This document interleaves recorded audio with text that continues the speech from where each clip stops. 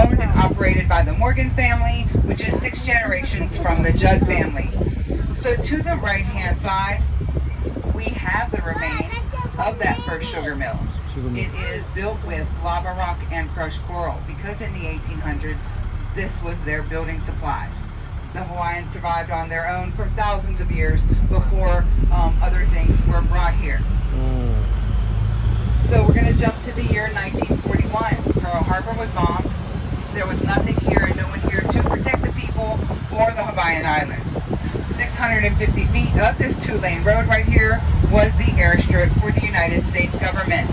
The United States government came in and seized 30% of this island, and this was their main fort while they were here on land.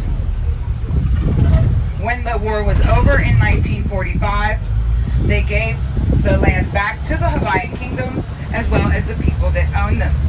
So the Judd family then had to replant grass, continue planting their monkey pod trees, which they were planting for shade for the cattle, and I believe shade for us because we use them at the check-in area and many other places for shade. And you'll see them all over the property. When the war was over, this was the most heavily armored island in the world.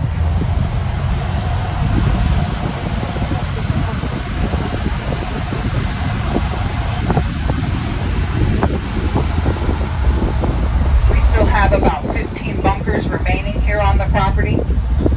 You'll see the smallest one, and you'll actually go inside of the largest bunker. It goes 120 feet into the mountain and 7 stories high.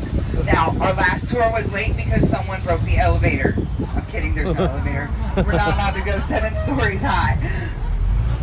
So, as I mentioned, that was their airstrip.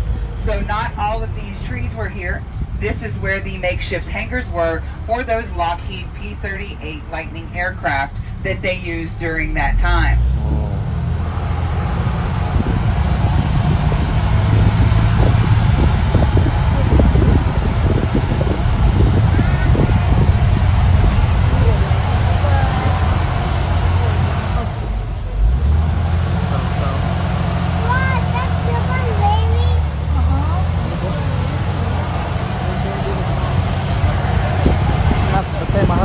On our right-hand side, you will see that smallest bunker that I mentioned.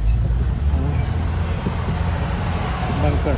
So there you have it, the smallest bunker on the property. And then a set of stairs that leads to my 10 by 10 apartment. And I'm sorry I don't have any couches or extra furniture, or I'd invite all of you over. But there we have the smallest bunker. So these bunkers were used as housing